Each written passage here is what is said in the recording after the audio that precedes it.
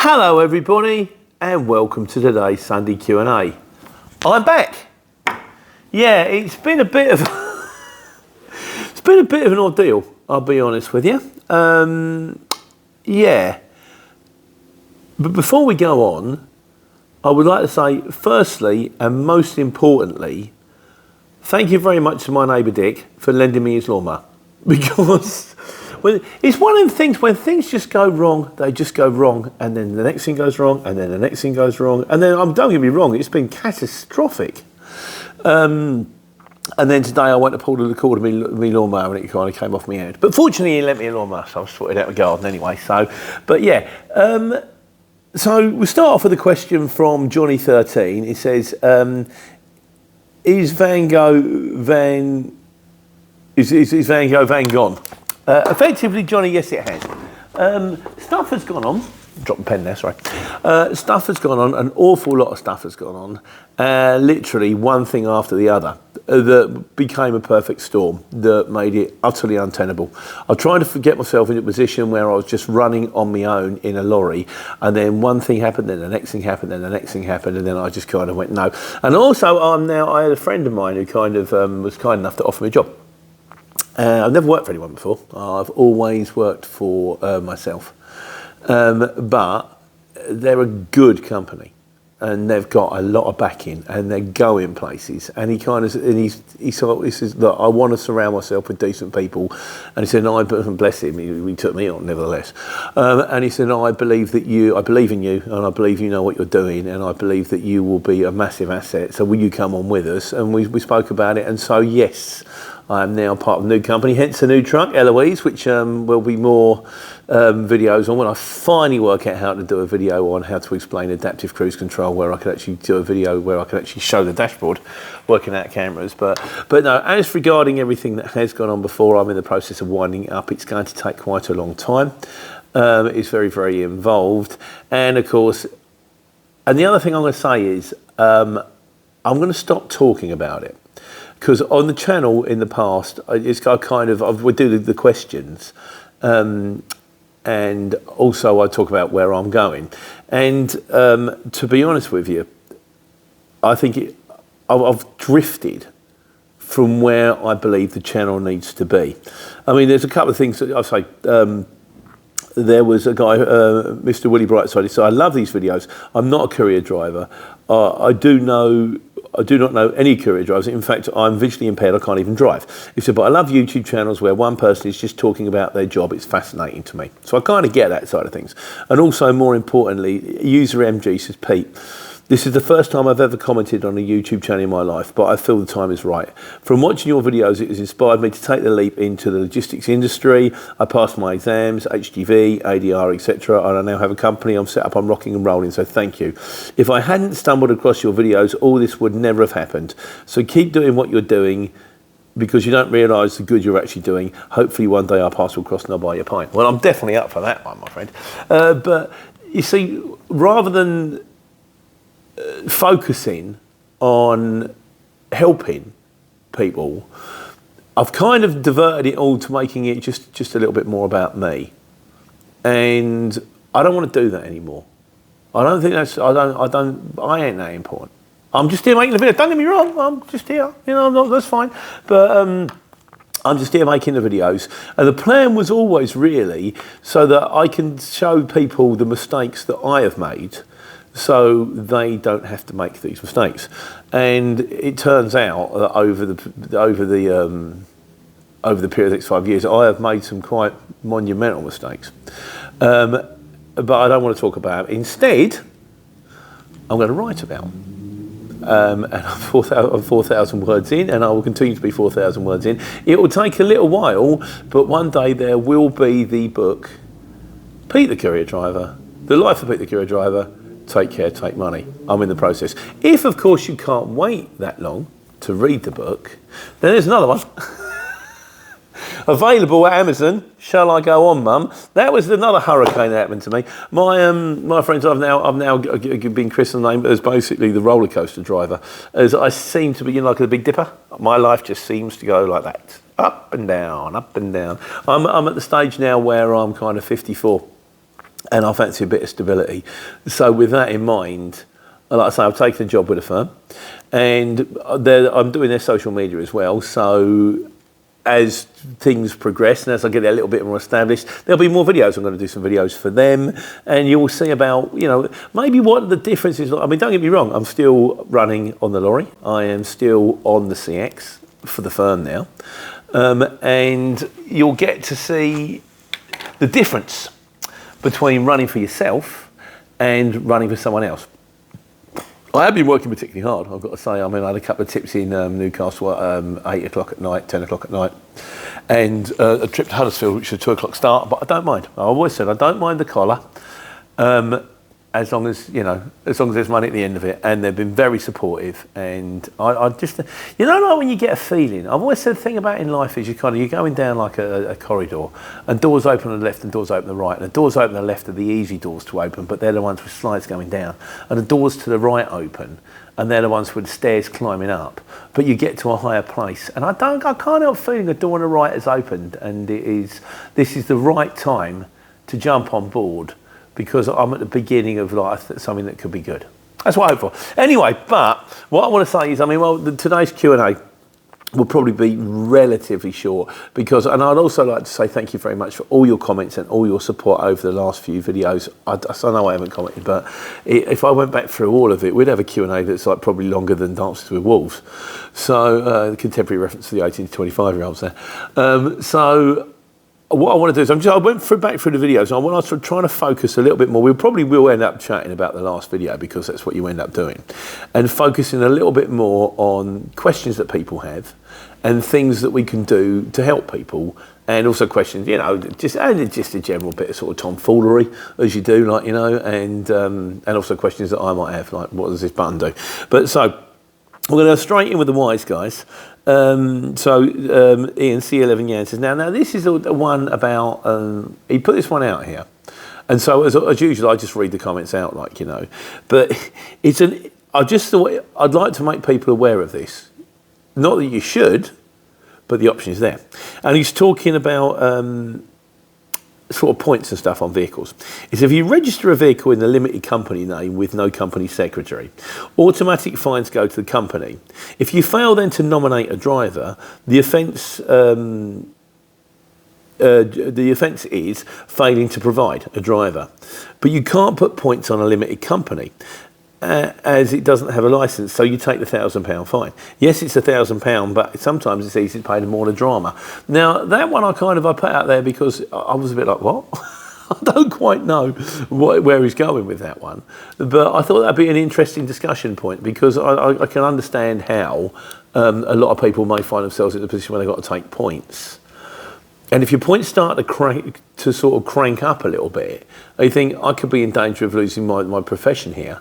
That might be a way around it. Whether it's actually a moral way around it, sometimes things might be legal but not moral, which again, an argument can be, well, that's okay.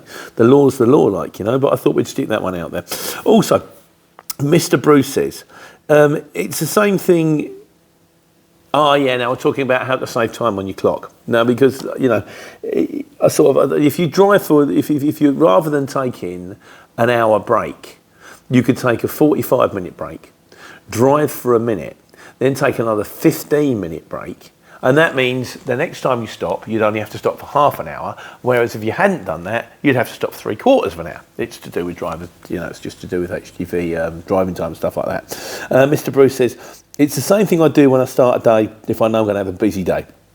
You already know it's going to be long, so I jump in a wagon, drive it for a little while, then have 15 to 20 minutes a break at the yard. Sort of basically drive for a minute, stick it on brake, go and grab a bacon sandwich.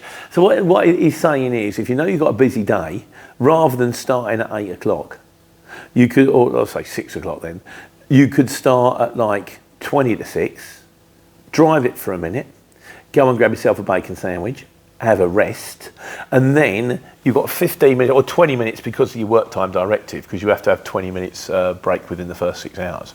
Have that on your clock, so you know that then within the next 6 hours or the next 4.5 hours worth of driving time, you don't have to stop for 3/4 of an hour, you've only got to stop for half an hour. It's only 15 minutes, but sometimes that 15 minutes makes all the difference. And if it's not just about, if it's about like you trying to get home, getting home to see, getting home in time for tea, getting home in time to put your kid to bed, it's worth having. The main aim going to a similar thing is I used to split the first 45-minute takeout break. Edgy 15 minutes and then 30 minutes, because you can split 15 then 30. You can't do 30 then 15. It doesn't work that way around. But you used to usually have 45 on the second break, which can be useful to practice. It's getting a very much, we're talking numbers here.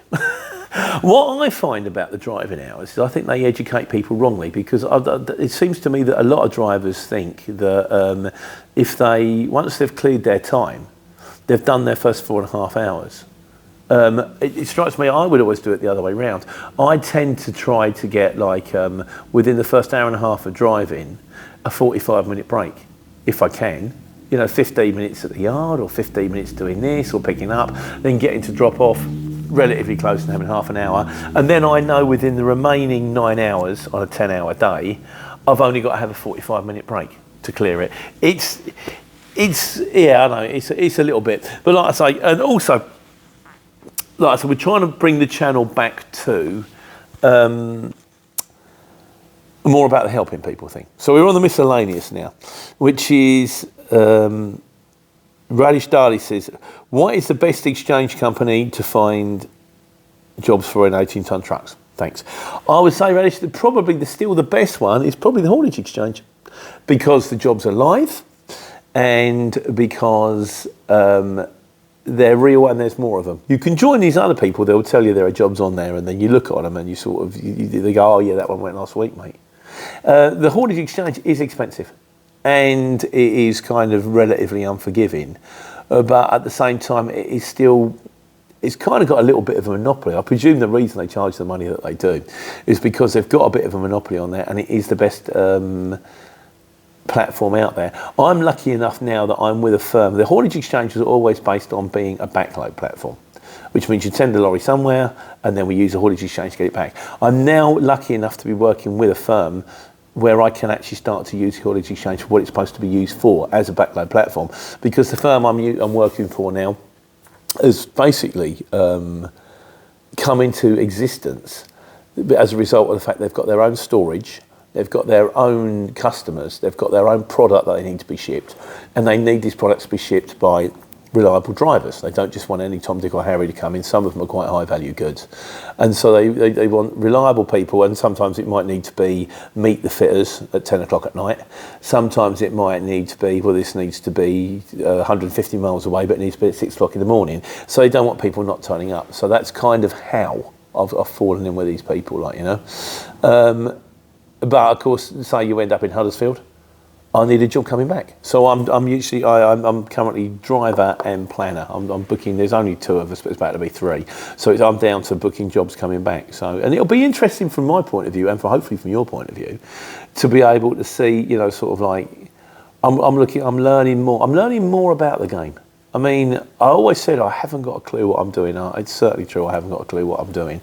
But I'm learning more about kind of warehousing, and sort of more about sort of how things are stored, and how job sheets and pick sheets and all this kind of stuff. It will all become clear. And of course, as I learn about it, I will do what I always do, which is share it with you guys. So just gives everyone a leg up, which is, like I say, which is where I'm trying to get back to. Less about me and more about you. That's kind of the plan. And on the subject to which Bounty Hunter says, good to see you back, Pete, with the tips. He says, question, I'm a multi-drop driver on a daily rate. How would you approach asking for more cash while not coming across as greedy? Can you do a video on it? Would benefit from your experience. From my limited experience of multi-drop Bounty Hunter, I'll do your video. I'll do you one this week. How's that? So yeah, like I say, it's a short back to the Q&A. The main thing that's brought me back to Q&A, to be honest with you, is user MG. The amount of people, the best thing that's ever come out of this channel was the people that have come up. I remember turning up to a place relatively recently, and there was a guy in a Luton van, and he said, I've done this because of you. And then the bloke standing next to him said, yeah, so did I. An argument can be made, and it's possibly true, that I've shot myself in the foot by encouraging other people to join, and so flooded the market, and as a result of which I put myself out of a job. If I did, I did. But I can still hang on to the fact, I hopefully can hang on to the fact, that I made people's lives better. Even if in the process I made my own one worse. That's kind of, I'm okay with that. I can make peace with that. It's sort of a utilitarian principle, isn't it? The greatest happiness of the greatest number. If it means that my unhappiness makes a load of other people happy, yeah, okay, fair enough. So I'm back, and don't wish to be morbid, you know, that kind of thing. But yeah, so I'm going to.